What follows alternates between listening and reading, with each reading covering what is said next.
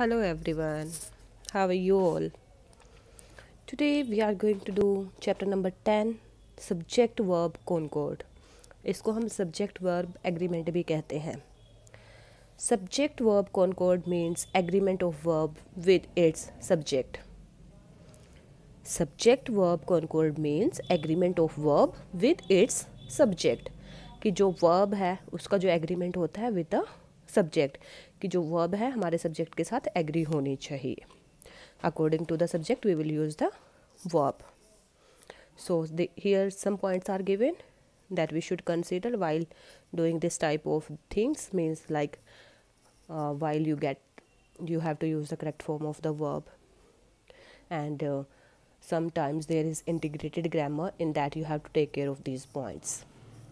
First one is, if the subject is singular, the verb must be singular too.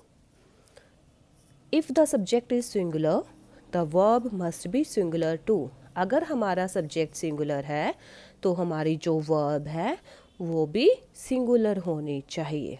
अगर हमारा subject एक वचन में है तो वर्ब भी हमारी एक वचन में ही होनी चाहिए.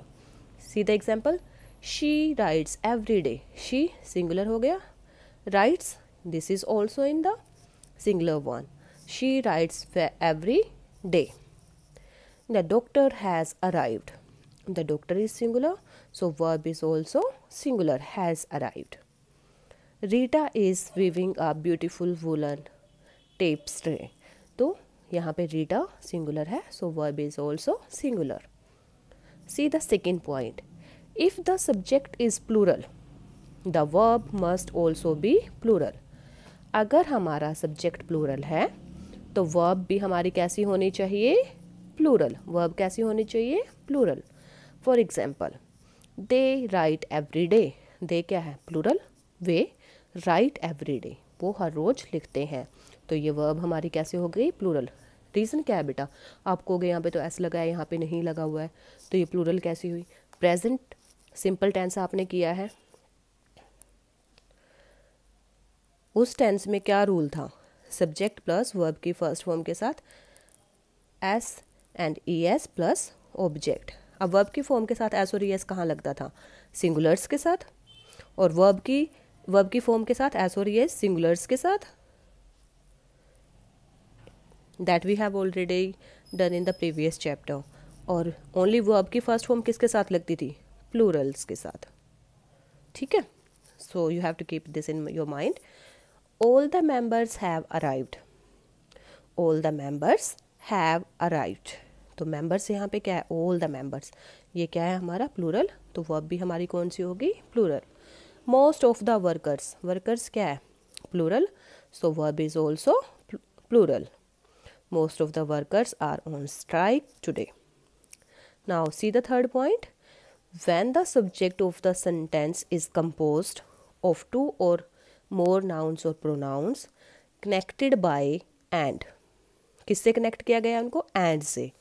Use a plural verbs. ये क्या कहता है कि जब जो सब्जेक्ट होता है सेंटेंस के अंदर इज़ कंपोज्ड ऑफ टू और मोर नाउन्स. टू और मोर नाउन्स और प्रोनाउंस, उसमें दो से ज़्यादा नाउन और प्रोनाउन हो सकते हैं और उनको किससे कनेक्ट किया जाएगा? एंड से. तब उसके साथ हमें कौन सी वर्ब लगानी है? Plural verb. See the examples. My students and I are working on the important project. My students एक सब्जेक्ट हो गया, एंड आई दूसरा सब्जेक्ट हो गया, और किससे कनेक्ट किया गया है इसको? एंड से. Are connected on the important project. तो ये दोनों मिलके प्लूरल हो गए, दो हो गए ना ये हमारे. तो इसके साथ माई स्टूडेंट्स बहुत सारे हो सकते हैं, एंड आई, तो ये कितने हो गए मिलके? प्लूरल. तो उसके साथ हम क्या लगाएंगे? आर. वर्ब कौन सी हो गई हमारी? Plural. He, you and I have decided to go on a tour together. अब he, you and I, ये भी आपके तीनों मिलके क्या हो जाएंगे? प्लूरल. तो उसके साथ वर्ब कौन सी लगाएंगे? प्लूरल. ठीक है. ध्यान रखना कि जब भी आपके टू नाउन प्रोनाउन जो भी गिवन है उनको एंड से कनेक्ट किया जाता है तो हमारी वर्ब हम कौन सी लगाते हैं? Plural verb. Then see the fourth one. When a phrase comes between the subject and the verb. Phrase कहाँ पे आती है? Between the subject and the verb. Remember that the verb still agrees with the subject. Remember that verb still agrees with the subject. Note the noun और pronoun in the phrase following the subject of the sentence. अब यहाँ पे आपको क्या remember करना है? That the verb still agrees with the subject. Verb हमारी किससे एग्री होनी चाहिए? सब्जेक्ट से. नो टू द नाउन और pronouns in the phrase. Phrase वाले से उसका कोई लेना देना नहीं है. Following the subject of the sentence. अब यहाँ पे देखिए, the student as well as the committee members. ये हमारी फ्रेज है, इसको हमने कंसीडर नहीं करना है. We have to consider this subject. The subject is the students as well as the committee members. This is the phrase, इसको हम कंसीडर नहीं करेंगे. Is excited. The student with all the master degree. अब यहाँ पे ये क्या है? With all the master degrees. ये क्या है? हमारी phrase. Is very motivated. The student is very motivated. अगर यहाँ पे स्टूडेंट्स होता तब तो हम यहाँ पे आर लगाते, बट यहाँ पे सिर्फ स्टूडेंट गिवन है. Strategies that the teacher uses to encourage classroom participation include using small groups and clarifying expectations. Strategies that the teacher uses to encourage classroom participation, including using small groups and clarifying expectation. Same in this sentence also. Then see the fifth one. When two or more singular nouns or pronouns are connected by or nor, use a singular verb. और किसके साथ लगता है? Either के साथ. और नोर किसके साथ लगता है नॉर्मली? नाइदर के साथ. अब ध्यान रखना, जहाँ पर भी हमारे जो नाउन और प्रोनाउन होंगे कनेक्ट किया गया है उनको और नोर के साथ, उनके साथ हमें कौन सी वर्ब लगानी है? Singular verb. द चेयरपर्सन और the CEO approves the proposal before proceedings. अब यहाँ पे द चेयरपर्सन और कि या तो चेयरपर्सन या फिर जो CEO है वो अप्रूव करेगा जो प्रपोजल है बिफोर प्रोसीडिंग, कि उसको प्रोसीड होने से पहले इनमें से कोई एक अप्रूव करेगा. तो उसके लिए क्या यूज़ किया है हमने? Singular verb. Neither the door nor its owner was seen after the incident. ना ही तो डॉग ना ही उसके ओनर को देखा गया है एक्सीडेंट के बाद. तो इसके साथ भी नोर के बाद हमने क्या लगाना है? Singular verb. Now see the sixth rule. When a compound subject contains both a singular and plural nouns or pronouns joined by or nor, that verb should agree with the part of the subject that is closest to the verb. This is called the rule of proximity.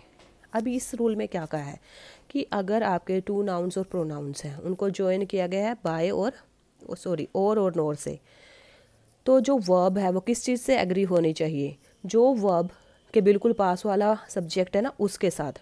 This is also called the rule of proximity. इसको कौन सा rule कहते हैं? Proximity का rule.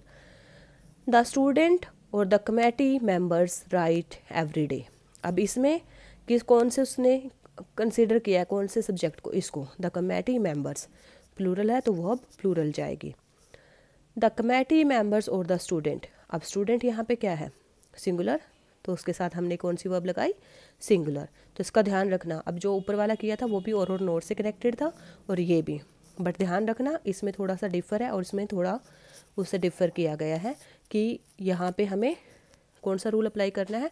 Rule of proximity वाला, कि जो verb है उससे पहले वाला हमें सब्जेक्ट देखना है कि कौन सा यूज़ किया गया है. और इसमें compound subject contains both a singular and a plural noun. अगर उसमें दोनों जो है हमारे नाउन और प्रोनाउन सिंगुलर और प्लूरल दोनों हो सकते हैं. जैसे जो स्टूडेंट है ये सिंगुलर है, कमेटी मेंबर्स प्लूरल है. और यहाँ पे ये देखिए कमेटी मेंबर्स आपका प्लूरल है और ये सिंगुलर है. जबकि जो हमने ये किया था इसमें ये दोनों सिंगुलर थे. तो इस चीज़ को ध्यान में रखना. Thank you.